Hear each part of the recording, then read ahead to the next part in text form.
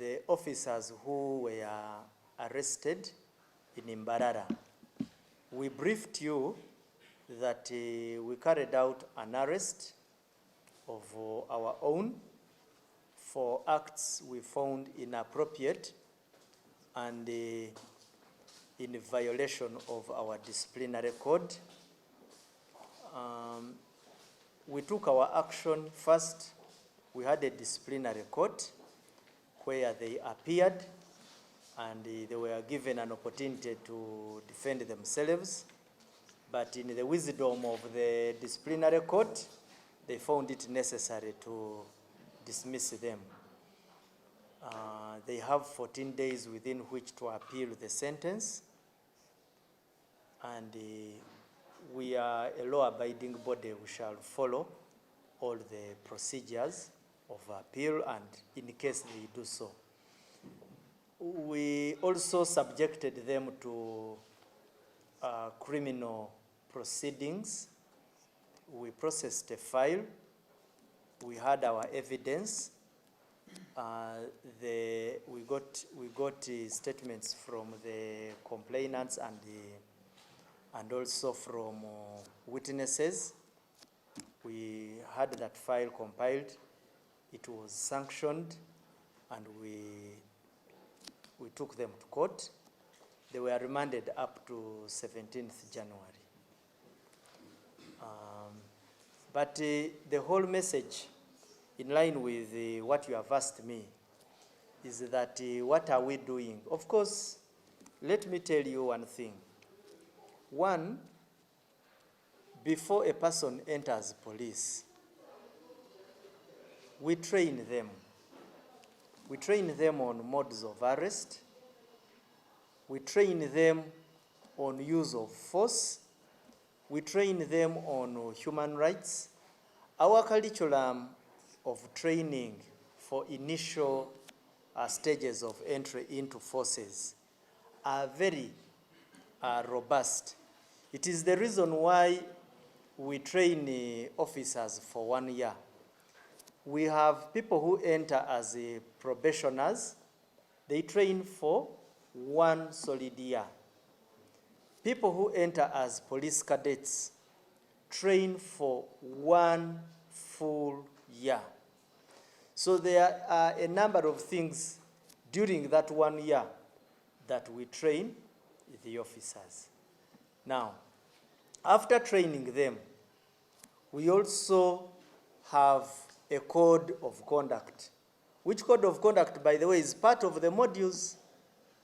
So we train somebody, and even we tell him that you are going to work as a police officer, but while in police, this will be the code you will follow.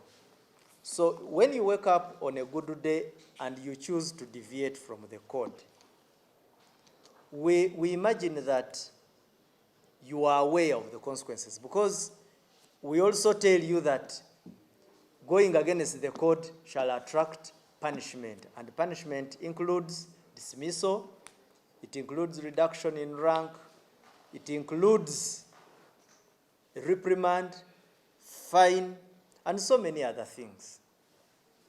So the assumption is that by the time you spend, and all those officers were not very, very new in the force. They are not people who entered the force just yesterday. Now, besides that, besides being just a trained person, we also assume you are a human being, that you are also an adult. You see, there is conduct which we would have assumed that probably if you were a juvenile, you would probably do it. Actually, even if you were not a police officer, because I need to clarify this, the power of arrest, and I repeat, the power of arrest is vested in not only police officers, even you journalists, as you are here in this room, you have the power to arrest. The difference is that when you arrest, you deliver to the nearest police station. You cannot take a person to your own home and you say, ono mukute kamutereke ewange. That one becomes an offense. Now, when you deliver that person immediately to the police, at times we have found situations where you find somebody accusing a civilian.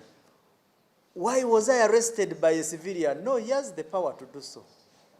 Why? I should have been arrested by police. Anybody can arrest. But when you arrest, you deliver to police. Two, there are common standards of decency. An arrest, you don't need to drag somebody. You need to lift, subdue that person, and deliver that person to police.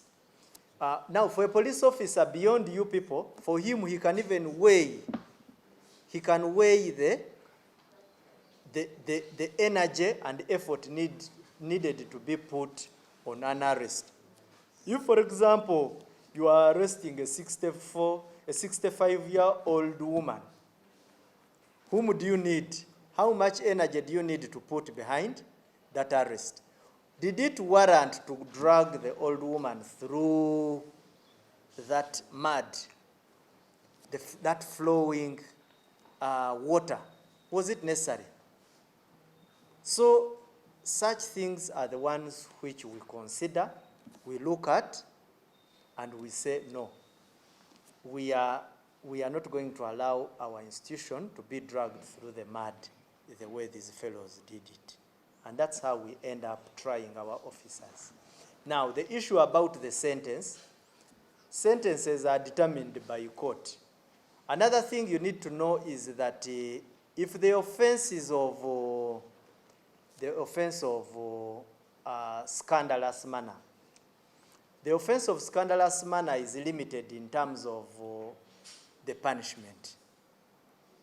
The punishment for that offense is reduction, reduction in rank or dismissal. Now, these officers did not these were their first ranks they obtained in police. The three were constables.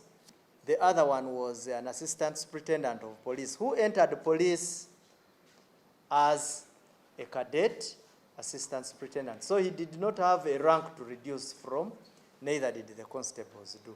So that was the action we took, and we appeal to all our officers to be cognizant of the rights of wananchi, and also to be sensitive in the environment currently. You know, there are so many who could be doing this, but they need to know that in the event that the citizens find you or we find you, you will be punished.